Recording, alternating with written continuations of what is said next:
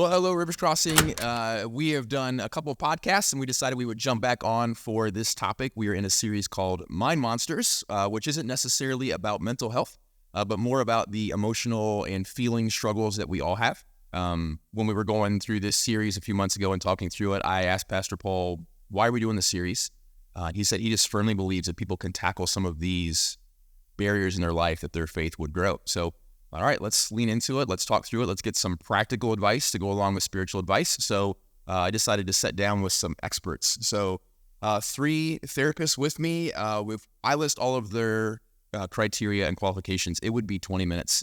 So it's my lovely wife, Tina, who you know if you've watched any of our prior podcasts, and Brett, who has been on stage and done some other stuff around this arena as well. And then Mariah, who's joining us this time. So all crazy qualified, all with different backgrounds, all in the therapy world. So I thought, let me just sit down with some experts and I will do my hardest to shut up and get out of the way and just let them speak so we can all kind of grow together. So the first topic we're going to tackle is fear right out of the gate. And I think whether we want to feel like we're the manliest man who never deals with fear at all, or we're the person who's completely crippled by it, either way, I feel like we're all struggling with that on some level. So the first question I would ask all of you is, when people come into your offices with a problem, how often do you trace that problem back to some kind of fear being the reason that they're ultimately setting your front again? Yeah, pretty often. Yeah? Yeah, so we would use lots of worries, fears around, or words around fear, like worry, anxiety. So anxiety in general, kind of tsunami level effects right now. So a lot of anxiety, a lot of fear. So anxiety can be a good emotion, right? I get, it's your body's protecting you from something, right? So I'm trying to understand it just a little bit further. Is the anxiety the mask for fear, or is the anxiety leading to fear? Which, like chicken and egg there, which one's coming first? The fear is causing the anxiety or the other way around? Yeah, this is tough because fear is a biological experience that's really important. We wouldn't want to delete it out of ourselves. We wouldn't want to take fear away from somebody, or anxiety. So that fight or flight response. Yeah. That physiological response. But some of us have that physiological response turned on too high or too often. So we're in a constant state of threat or fear.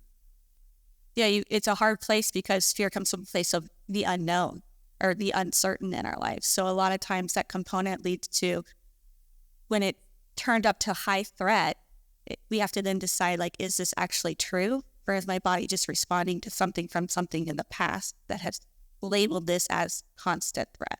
I think that's the component, is fear a lot of times comes from this place that we're derived from a place of threat all the time, and really becoming to this place of like, okay, what is anxiety trying to tell me versus anxiety being the one in control of me? You said yeah there when she said that. What triggered that for you? Well, I think some people are afraid to be anxious, and they don't expect that anxiety protects us. Often there are some good reasons to be anxious, right? Or to be afraid. Anxiety reminds us to feed our dog. Anxiety reminds us to pay our bills. Anxiety reminds us to go slow when it rains. But then there are some really unhelpful ways to be anxious, right? And I think that's the struggle, is knowing when anxiety is helping us and when it's hurting us. I think the scripture that goes to that is like that, do not fear, right? It's not telling us that we can't have anxiety. I think that's the mistake we make. I think we think that anytime we have anxiety, that it's wrong. Anxiety is actually something that we have in us, right? The biological component of that's what fear is. It does protect. The scripture is telling us to do not fear. It does not mean to never have any kind of fear or anxiety. It's telling us, don't let this become the thing that defines and controls the life that I have given you. And that you have to trust in me versus trusting in the fear to be the one that's directing or leading you. And some people, unfortunately for them, are wired for more fear. So trauma, hard experiences can pour gas on that fire, but some people just biologically were born with a higher threat response. Okay. And so their job then is to learn what do I do with that? How do I not let this thing control me or be the center of my life? But there is something we can do about like destigmatizing it. Okay. Like some personalities are more anxious by temperament. Okay. So when you say someone, it might be born with, this fear level turned way up, or, we were kind of viewing it as if there's doors for your emotion. Is the door, cracked open at a healthy place, or is the door on some emotions slammed shut, or is the door cracked wide open and this emotion's controlling your life? Like, so our oldest son, Malachi, healthy fear of heights, right? Like he's scared of heights. Are some people more born kind of with that response, but it's not fear of heights, it's fear of something that they maybe shouldn't quite be as fearful over? Absolutely. Okay. So you can see it in our children as we watch them grow, but we can also see it in ourselves and our neighbors, friends. Some people just are more temperamentally vulnerable to fear, but we all experience it on some level. And if we didn't, we would be in trouble. Yeah. We would do things that would put us at risk. Jerry Seinfeld used to do this bit a long time ago that I always loved, where he would say that the number 2 fear in America is death, and the number 1 fear is public speaking. So if you had to be at a funeral, you'd rather be the person in the casket than the person doing the eulogy, which I love. Like you see fears like that are off the charts, and our daughter has that, a fear of public speaking. What's the healthy way to work through those fears? Like, is there anything tangible to help someone, okay, this is a fear, it's kind of healthy, the door's open too far, I need to shut this door a little bit, or people that have the other extreme of going through life pretending they're not fearful of anything. How do I open that door a little bit and realize that fear's helping me here? Fear's reminding me to pay my bills, from that time that I got evicted from an apartment 20 years ago. Fear's reminding me to make that mortgage payment. How do you regulate that tangibly? I think for followers of Christ, sometimes what is helpful is to take fear to the very end. To say, okay, if my fear comes true, right? If what I'm fearing actually happens, then what? And if we take that to the very end, often it would result in embarrassment or death or whatever that might be. And if it's death, then, well, okay. If it's loss, okay, Jesus is there, right? And so for those of us who we follow Jesus and we know Jesus and he's a part of our life, fear actually, if we take it to the end, doesn't have a ton of stronghold.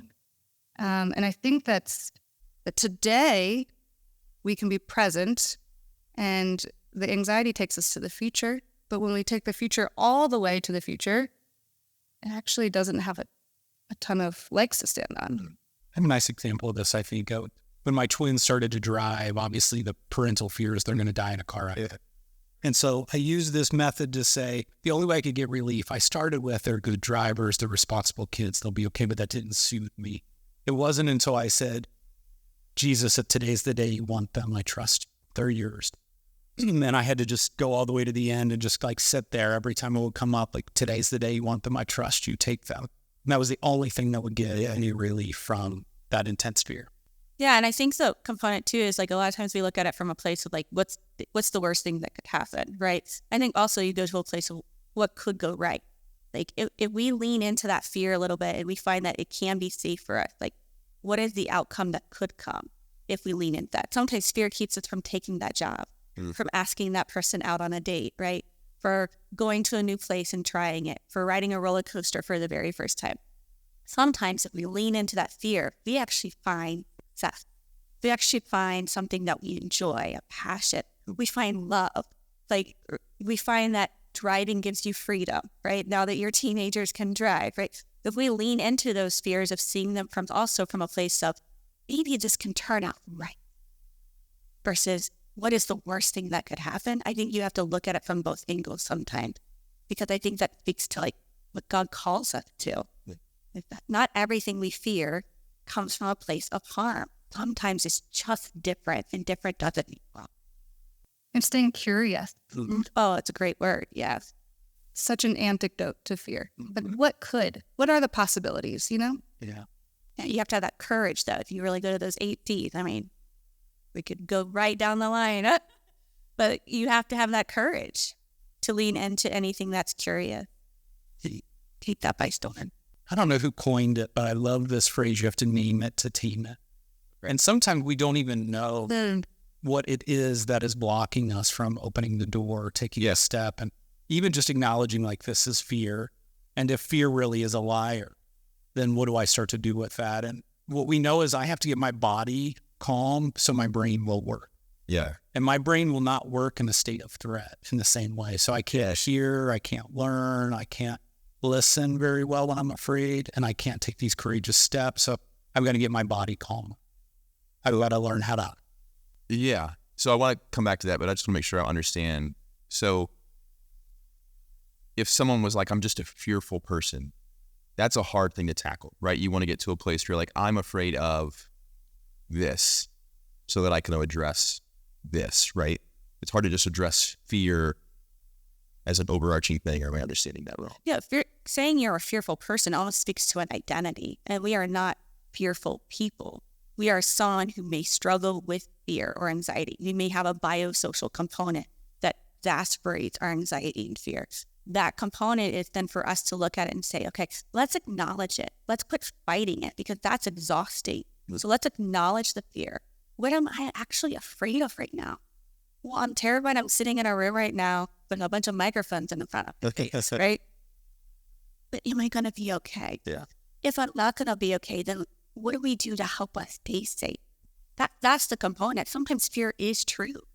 And then we have to learn, what do we do to be safe with that?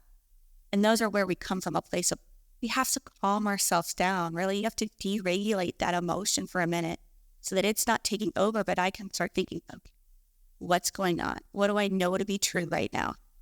Okay, this room has 4 walls. There are 6 safe people in this room. These are things I know to be true that can regulate me to a safe place that I can start looking at my fear from a different. Yeah. And language is so important. So like, I'm a fearful person, I can't. It usually follows. So really helping people with their language, but also the reality is some people are racked with fear all the time, and their body is in threat all the time. So then how do we also help give people practical tools that aren't just intellectual? Because intellect isn't always the path out of it. Yeah. Like you can't always argue with it. Yeah. So you've got to learn some other ways how to get myself. Yeah, I'm very logical. So that's the place I always want to go to. And I've even realized with not just fear, with other, emotions and feelings, and we'll get to some of those in other podcast episodes in the coming weeks. But I know I logically can't get my brain to think its way out of insecurity or guilt. Like it just doesn't, as much as I want it to work, as much as logically it makes sense to me that it should work, it just usually doesn't. And we all fear something different, especially if, we're taking an Enneagram approach to this, right? Like there are some numbers that are more fearful in general, and some numbers that are feared of being unloved or of being perfect. And so I think to know that I'm not alone in my fear, right? I'm not the only one who fears. We all fear. Yeah. It just looks a little different. And how we go about anecdoting our fear might also look different for all of us. Yeah. Yeah, and I really think it's important, something that Brett just said, is that some people have a more high level of fear. They're constantly in that state. They're not hitting like a 0 to 2. They're hitting 6 and 7s constantly. That's their baseline. And I think really when we have to be careful as also support and just as friends, as family, that we're not looking to them and just telling them to get over it. Because if it's a biological component, you're telling them to deny something that is a part of who they are right now. And that's just going to make them feel shame that they have a higher anxiety. So we're complicating the anxiousness versus just trying to find a place. Okay, they function a little bit more here, and we need to find a way to help them regulate or help be supportive for them, and just give them a little bit of permission that it's okay that they may be there and that they're working on it. Yeah. Versus just shaming it. That is the hard part, is we start shaming because people already feel insecurity around anxiety. We don't want to add and complicate that by just saying, well, God says do not fear. No, okay, let's broaden that scripture out. Sure, yeah. Let's look at that differently. It does not come from him. However, we are born with things because the way that the world has.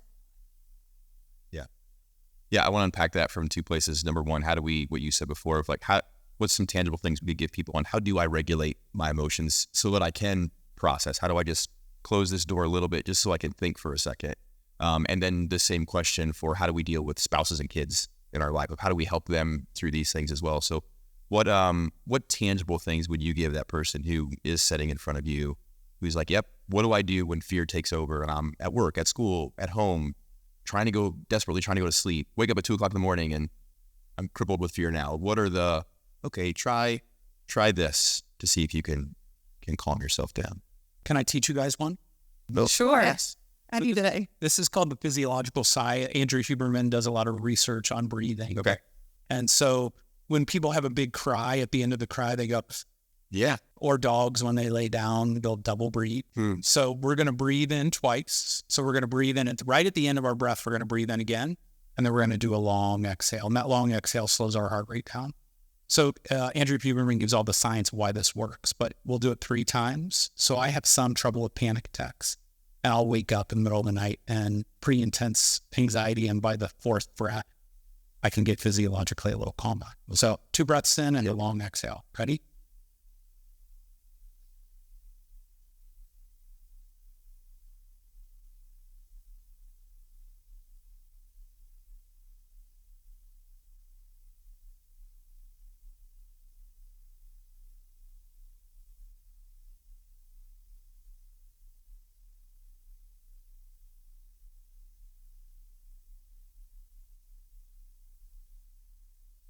Okay. Not bad. All right. Come Lord Jesus. Yeah. I heard Deontay behind the camera here doing that one. You liked that one, did you? I could hear you over this. So we need ways. So even things like doing big gestures, most a little more fearful, a little more introverted folks, they never move their hands beyond their shoulders. So you want me to talk, I'm never here. Like just making big gestures tells my body I'm safe. Okay. Raising my eyebrows up, slight breath and a smile. Yeah. Yeah. Gets my body calmer. Breath work in general. So I've got to find a little bit of tools that get my body safe so that my brain comes online and I can do some of these other more logic-based. Yeah. I think it would be cool if we talked a little bit about exposure too, just because it's such an important component. What's exposure? So exposure is basically this component of when you have identified a fear. So it could be, let's say height, right? You identify that fear, that you start looking towards this component of like you're exposing yourself to height. Gotcha. And so it's little steps, right? So as a therapist, you may like take them up on an escalator, go up on an elevator, or encourage them to go with someone safe to eventually, but you're slowly building to this place of exposure because what you're teaching your body is this is no longer a fear. I can do that. I am okay. I am safe. I am secure. And so those little exposures, you have, situations that people have been gone through trauma, even things that have happened in their life, from accidents to sports injuries to different things that brings a lot of fear, especially to the teenage population, right? You see that component is sometimes we have to then say, right, instead of avoiding everything and just shutting our world down, like staying in, right? If we're pulling ourselves in, we have to push ourselves out and we're going to have to lean into this a little bit. Is this an actual fear? Like, is anything actually going to happen if we walk down that hall and it's dark? Am I afraid of the dark? Okay, you're going to turn off the lights and you're going to see that it's okay. We're going to turn them back on, and you build yourself up through calm and courage and curious to a place of being able to expose yourself to the thing that you're saying you're terrified of. And I think what's helpful to remember in all of these things, breathing and exposure, is that it takes time. Yes.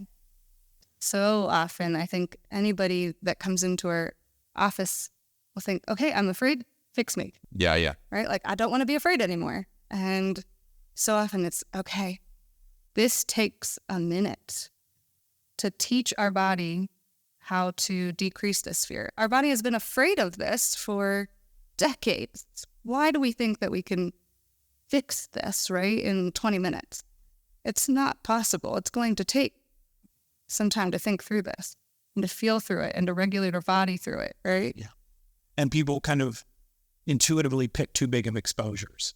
So like as a dad, my son's afraid of heights, so I decided to take him on the beast. Like, right. That's the exposure we should. Great dad. Right. And it was a great picture. And I would never.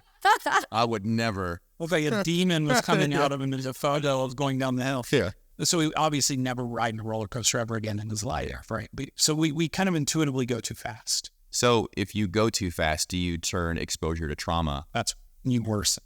Gotcha. If you go slow, is exposure the combatant to trauma? Yes, and it is also like the antidote. It's like you're building up confidence. Gotcha. But you got to do it slow enough that the person can tolerate it. And oftentimes, they're always the barometer. So I would be like, well, this is really small, and it might be like a really big exposure. Sure. Yeah. So an escalator, for instance, I might be like, well, that's your feet are on the ground. That's your small. They might be like, well, that's a 9 out of 10. Like, I can't do that. So we really let the person take. Yeah. So if you're spouse or kid, you've got to let them, especially kids. I know again, Kai's afraid of heights, but I also know that he's up for the fun. He wants the adventure. So we're roller coasters, and part of me wants to be like, just get on the ride. I know you'll love it. And well, see, that's the thing. Like, I learned we got to start. We have to start with the smaller roller coasters and work our way up. And then all of a sudden he's on Millennium Force and he's at Cedar Point and then on Orion here at Kings Island. And he is loving it. But if next summer, I know he'll have to do it all over again, and we can't start with Orion. And we've also learned that step number 1 for him at the start of the summer is usually getting in line for the ride. And when we get to the ride, going, I don't want to ride this. And walking through and standing by himself at the exit, and he watches us ride, and we come around. And then that afternoon, sometimes he's like, okay, I would rather not miss out again. I've got a bigger fear of missing out than I do of heights. So I will be on the next roller coaster kind of thing, but letting him navigate that. What's some other things we can do for our kids, those of us that have kids, to help them with their fear to manage it? I think just working with a lot of kids and teens that I have, that biggest piece is listening to them. There's so many times that we just want to shut down their fear because it creates an insecurity for us. We'll shut it down, but what it can do is it creates more pain for them, because now they're not only struggling with something that is like perhaps maybe a legitimate fear to have, or worried about a test, or worried about a social problem at school. They're worried about these different things that maybe just listening to them at first and hearing them out versus trying to fix it. You don't need to lean in and fix everything. You just sometimes need to lean in and say, that must be really hard. What would you like to do about that?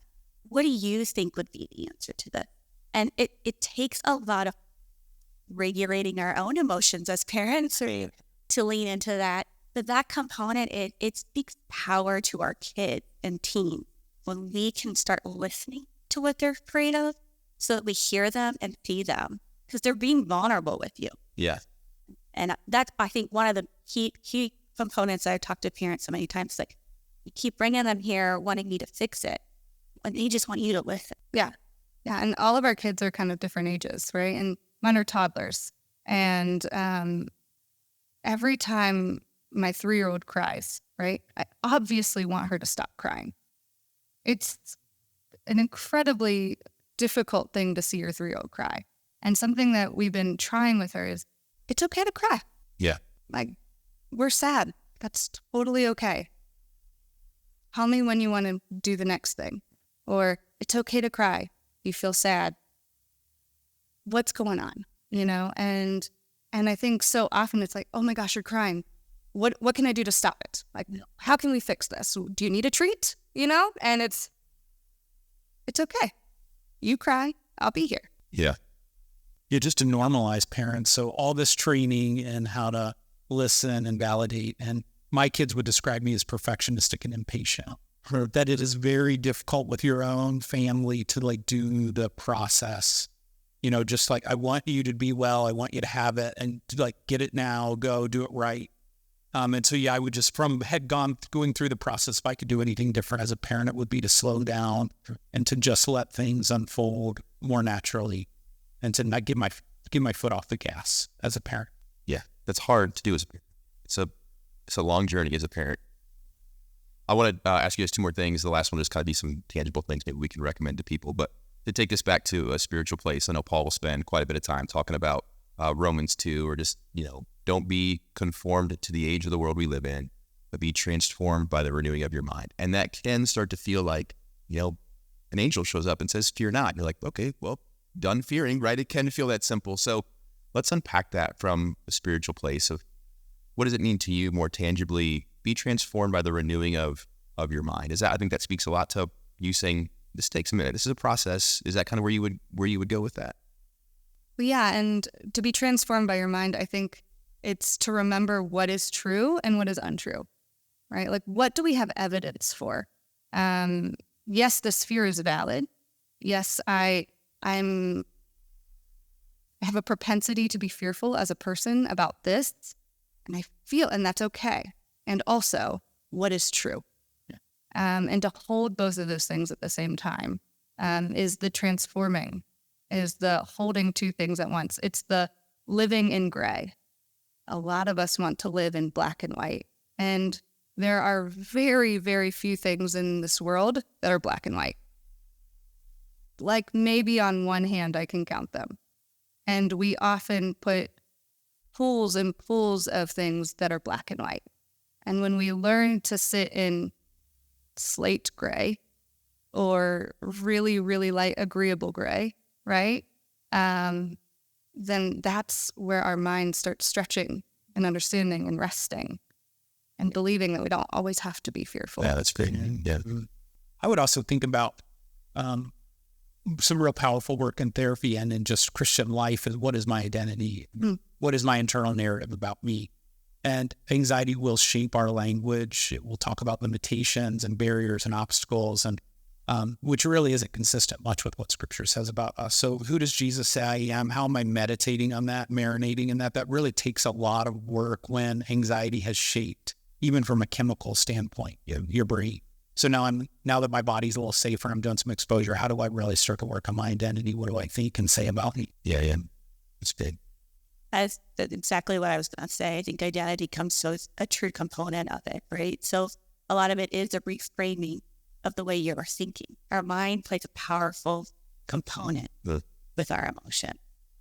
And that component is like, if we begin to recognize, I often pause with people and if it's a faith component and say, you keep saying that who the Father is to you, like he is this person, God is this. And I often pause and say, what does he say that you are to him? And many times I get a pause because we need to forget that he has given us, he has called me to be a daughter. He has called me to royal priesthood, holy nation. Like if we start to really think about like, how would a daughter be? Yeah. And to pause that and to think versus my father is the king, my father is the healer. Yes, and. Yeah, that's my dad. That's my father. That I can speak to a place that's my daddy. Like that's a component that changes the way we think about stuff. Yeah. If you have that faith. I'll give a shameless plug for our worship team, and then I'll let you guys recommend one or two things each, and we'll kind of close this episode until we meet again next week. But I know when Rand and our worship team wrote the song "You Are," that was kind of their intention and heart behind it, of wanting to write a song about who I am, but then realizing, man, I'm only who I am because of who he is, and trying to blend those in a song. So if you go and just close your eyes in a closet somewhere and listen to that song, you'll realize that the first 80% is declaring Jesus, you are, and declaring who he is. And then the song wraps up with Jesus, I am. You know, it's I'm only this because you're that, but the relationship matters, right? So I love that. If you could recommend something that people, if they're curious on this topic, outside of obviously if they're really struggling, get some professional help. That's a good thing, a godly thing. Like go get some help. But if you could recommend something, throw that out there, and then tell people where they can get info on the 8 C's you mentioned, because I have no idea what that is. The 8 C's comes from like the more of that family system concept. So these are the things that we would look at of what we need in our life: calm, courage, curious. So they could simply Google that and get some information. You're going to find information that speaks, and you're going to see, like when you read them, you're going to see a very biblical background to it. You can probably apply a lot of scripture to it as well. Yes. A book, I said this probably the last time I have spoken, is that Brené Brown is the guru that has written most things about fear. So, if you're looking at like Braving the Wilderness or Daring Greatly, also a really fantastic book that she wrote around the Braving the Wilderness is that belonging component of who we are. And I think you have to first know, like, what is your fear, and then look at resources of like what's going to fit that versus just a general fear book. Yeah, that's good. colleague of mine, Dr. Amanda Porter, wrote this. It's a book and journal. It's called Dear Anxiety, Let's Break Up. And she's a believer, and I think it does a really nice job of just like some daily stuff to think about and to really wrestle with this. And I just wouldn't hesitate to tell people like anxiety and fear are really treatable. So if you're one of those high end, I would say go get some help. You can get some relief. Yeah. And getting help for this does not mean you're broken in any capacity, right? It's just, the same you would get physical therapy for anything else in life. Yeah, I think we get the pleasure of seeing how resilient people are. And so when we talk about fear, we're often so much more settled about it because we see so many people overcome. And when I'm afraid, I think about all the people who have overcome in my office and like how much I can as well. And I think part of the resource that I would like to give is sometimes it's nice to meditate on something or to sing a song over and over, like the worship songs. And there's an Enneagram song. I think it's called At Last or Atlas. Yeah, Atlas. The Type 6 one. Yeah. Right. And so it's something that you can be mindful over and over and over. Yeah. I love that. I love ending on that message of hope. So if you're struggling with fear on a light level, then maybe hit rewind or save this one away and you can watch this one again in the future. Feel free to send this to anyone else. And if you're really, really struggling, then feel free to reach out to me at the church. I can help connect you to other places. Deontay can throw my email address up on the bottom of this video, or if you're listening in audio format, it's just jpocock@riverstrassing.com. But we're going to do 3 more episodes and dive into deep topics. My only thing I would give you is that we're not solving anybody's fear in 30 minutes. So if this blessed you and you feel like you've got some tools, then read some books, listen to some other podcasts, dive in. But if this was like, wow, I need some help here, then get that help. So thanks for checking us out. We'll see you in a week. Thanks, guys. Sounds good.